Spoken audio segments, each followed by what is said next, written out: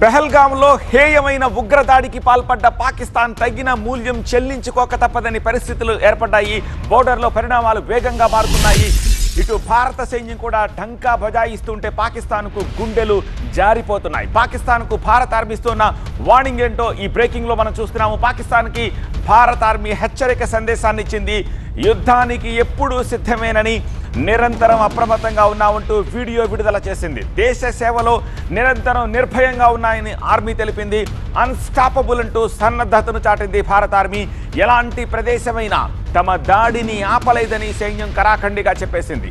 ఎలాంటి లక్ష్యమైనా సరే తమకు దూరం కాదని పాకిస్తాన్కు మన ఆర్మీ చెప్పింది. ఎనీ టైమ్, ఎనీవేర్, ఎనీహౌ అంటూ ఇండియన్ ఆర్మీ సందేశం ఇచ్చింది. ఒకవైపు పెహల్గాం దాడి తర్వాత భారత ఆర్మీ, పోలీసులు ఉగ్రవాదుల కోసం జల్లెడ పడుతున్నారు. మరోవైపు సైనిక బలగాల సన్నద్ధతపై ఆర్మీ చీఫ్ ద్వివేది జమ్మూ కాశ్మీర్లో స్వయంగా సమీక్షించారు. భగవద్గీతను చూపిస్తూ ఆర్మీకి ఆయన దిశానిర్దేశం చేశారు. ఆ తర్వాత భారత ఆర్మీ ఈ వీడియోను విడుదల చేసింది.